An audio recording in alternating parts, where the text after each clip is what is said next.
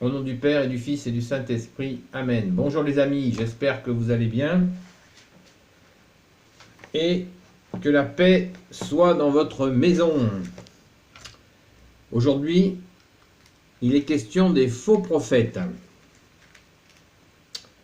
Alors, Matthieu 7, chapitre 7, verset 15. Jésus nous dit: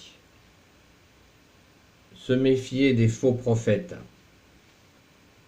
Méfiez-vous des faux prophètes qui viennent vers vous vêtus en brebis, mais qui au-dedans sont des loups rapaces. C'est à leurs fruits que vous les reconnaîtrez. Est-ce qu'aux épines on récolte des raisins, ou aux chardons des figues? Ainsi, tout bon arbre fait de bons fruits, mais l'arbre pourri fait de mauvais fruits. Un bon arbre ne peut porter de mauvais fruits, ni un arbre pourri porter de bons fruits. Tout arbre qui ne fait pas de bons fruits est coupé et jeté au feu. Ainsi donc, c'est à leurs fruits que vous les reconnaîtrez. Merci à toi Jésus pour ta parole qui est une parole de vérité. Les faux prophètes. Jésus nous met en garde contre les faux prophètes dans les évangiles. Et ça manque pas. Et c'est pas d'hier matin. Donc, je vous le répète, Matthieu chapitre 5, verset 15. Lisez-le, relisez-le.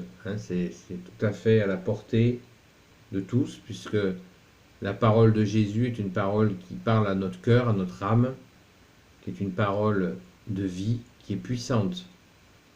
Je rabâche, ça n'est pas ni un poème, ni une histoire, c'est la parole vivante du bon Dieu. Jésus qui est Dieu, né de Dieu. Je répète, méfiez-vous des faux prophètes qui viennent vers vous vêtus en brebis, mais qui au-dedans sont des loups rapaces. C'est à leurs fruits que vous les reconnaîtrez. Est-ce qu'aux épines on récolte des raisins, ou aux chardons des figues? Ainsi tout bon arbre fait de bons fruits, mais l'arbre pourri fait de mauvais fruits. Un bon arbre ne peut porter de mauvais fruits, ni un arbre pourri porter de bons fruits. Tout arbre qui ne fait pas de bons fruits est coupé et jeté au feu. Ainsi donc, c'est à leurs fruits que vous les reconnaîtrez. Voilà, toujours la question de la preuve dans le Verbe de Dieu qui est Jésus. Vous voyez, nous avons dans la parole de Dieu, la parole de Jésus, les éléments de preuve. Où sont les fruits? Où sont vos fruits, les faux prophètes? Ceux qui annoncent de nouvelles spiritualités, qui annoncent de nouvelles révélations, on reconnaît l'arbre à ses fruits. Donc Jésus nous invite à être très prudents et à se méfier de ce qui pourrait justement, on peut le déduire, nous écarter de sa doctrine, de sa parole de vie.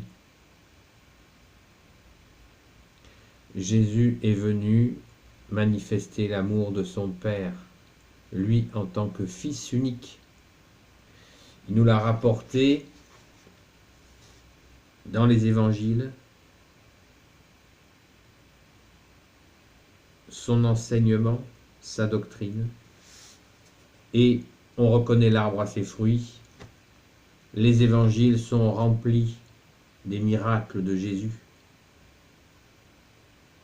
Nous voyons déjà les fruits, puisque pendant les 3 ans de vie publique de Jésus, nous avons vu ses fruits. Les aveugles voient, les sourds entendent, les muets parlent. Des morts sont ressuscités, comme Lazare, qui devient Saint Lazare, premier évêque de Marseille. Les boiteux marchent. Les possédés sont libérés des démons. Voilà les fruits de notre Seigneur Jésus, qui pendant 3 ans n'a jamais cessé de guérir la purification des lépreux. Voilà les fruits, et comme l'a dit Saint Jean, la terre ne suffirait pas à contenir tous les livres sur lesquels on écrirait les miracles de Jésus, tellement ils sont nombreux. Déjà, Saint Jean écrivait ça. Le disciple bien-aimé de Jésus nous l'a dit. Alors imaginez 2000 ans après les 3 années de vie publique de Jésus sur notre terre.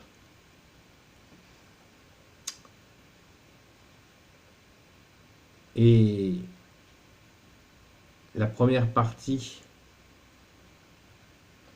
de cette lecture, Jésus nous parle bien de loups déguisés en brebis.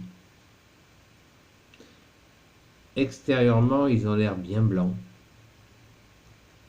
mais au-dedans, ils ont la voracité du loup. Ils ont la rapacité du loup.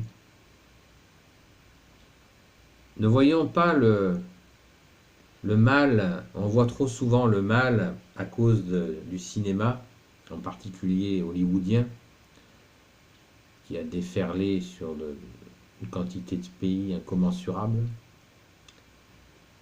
où on voit le mal de cette façon-là. Le plus souvent, le mal s'habille du bien extérieurement. Mais vous ne le voyez pas avec la bave qui coule sur les côtés de la bouche. Ça, c'est du cinéma. La plupart du temps, le mal se déguise en bien. C'est ce que dit Jésus à travers cet exemple d'un aspect de brebis. Le mal se donne un aspect de brebis, mais au-dedans, il fait du mal. Il détruit. Donc nous devons être, comme l'a demandé Jésus, être prudents comme le serpent et simple comme la colombe. Extrêmement prudents avec les faux prophètes. Dans une vidéo précédente, je vous ai parlé de l'islam. Quel exemple de faux prophète! Quantité d'exemples de faux prophètes dans l'histoire de l'humanité. On peut le voir avec les sectes. Et on peut le voir aussi avec aussi des personnes que nous pouvons croiser qui vont essayer de nous emballer dans des idéologies. Les idéologies politiques comme le marxisme, c'est pareil, ce sont des faux prophètes. L'idéologie révolutionnaire, à coup de droits de l'homme et de tuerie dans les églises, puisque les massacres de la Révolution française sont innombrables, avec leur établissement du temple de la raison, encore des faux prophètes, des héros de la Révolution, des faux prophètes. quantité de faux prophètes durant l'histoire de l'humanité, malgré les avertissements de notre Seigneur Jésus.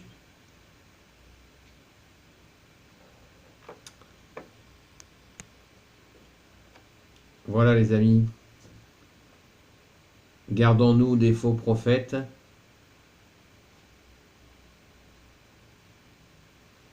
et la meilleure façon de le faire, bien sûr, c'est d'écouter Jésus dans notre cœur, de prier notre Sainte Mère Marie, de prier Saint Michel Archange pour nous protéger des faux prophètes, de toutes sortes, qui s'habillent du bien pour faire le mal, en nous trompant. Restons attachés au port de la vérité qui est Jésus. Là, nous sommes sur le bon chemin, le chemin tranquille, le chemin de la Sainte Trinité, du Père, du Fils et du Saint-Esprit, où nous pouvons goûter au miel de la vérité qui est infiniment plus agréable, plus délicieux que le miel tout court. La vérité est un délice, c'est Jésus qui nous l'a apporté. Elle est sans concession, cette vérité d'amour de Jésus. Elle nous donne la paix. Et on reconnaît l'arbre à ses fruits. Regardez les milliers de saints et de saintes qui eux aussi ont fait des miracles de Jésus. Regardez ces corps incorruptibles de saints qui sont morts depuis plusieurs centaines d'années et dont les tissus du corps sont intacts. Regardez la présence de Jésus dans les églises, dans le tabernacle, sa présence réelle. Regardez l'Eucharistie, où le pain et l'eau sont transformés en le sang et le corps de Jésus que nous prenons à chaque messe. Nous reconnaissons l'arbre à ses fruits.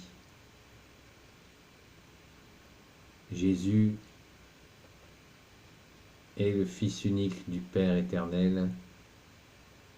Il est notre Sauveur, le seul Rédempteur. Avec lui, en lui, pour lui, par lui, nous sommes à l'abri.